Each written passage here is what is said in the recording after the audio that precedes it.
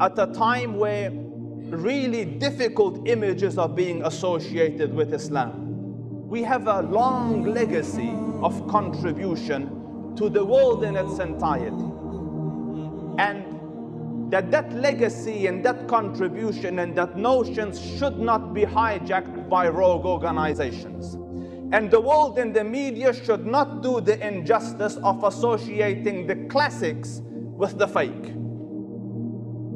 What did this Muslim world look like inside? The first, it was a civilization with humanity. It felt and supported and helped other humans.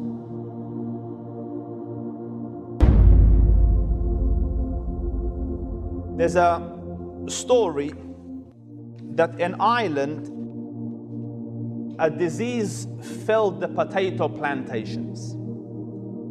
And their main food was potatoes in Ireland, especially amidst the poor. There was very little food produced that year. And a lot of people died, and the Irish dubbed it the Great Hunger.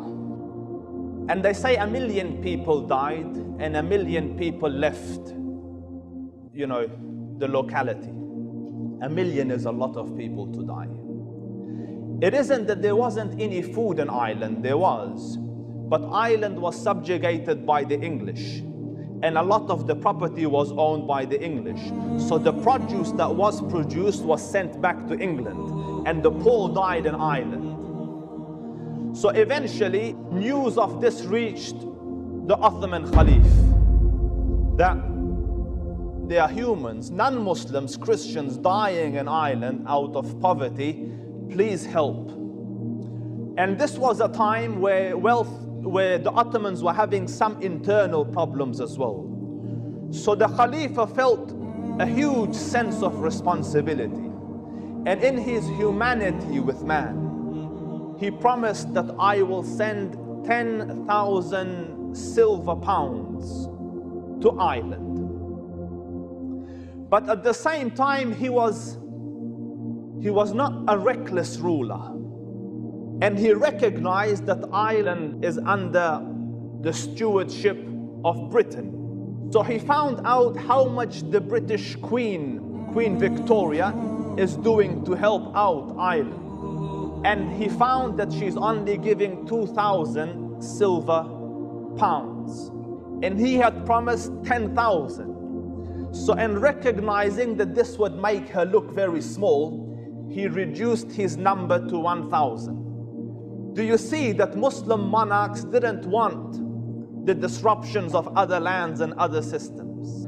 But he said, I have made a promise of 10,000. I have to take goods to them equivalent to that sum, although in money I will give only 1,000. So he sent 1,000 silver coins, which comes to 1 million something in our currency, pounds, to them.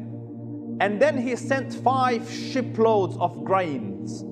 There was no income to expect, no business. This is just helping his fellow man. And when it reached there, the people were very overwhelmed.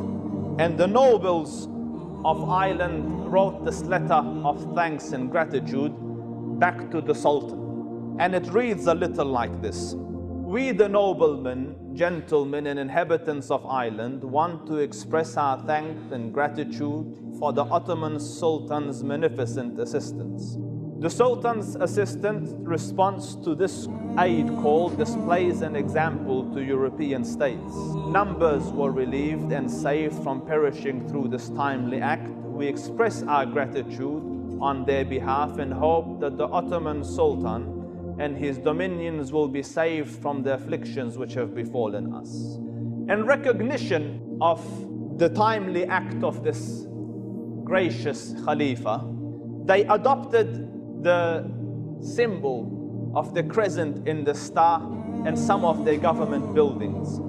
And today, their soccer team wears this proudly on their shirts in memory of what the Ottoman Caliph had done for them at a time when very few would come to their aid. And not only did Istanbul send But other Muslim parts of the Islamic Khilafat, Bombay and other countries, they all sent goods to this land so that they could save their fellow man.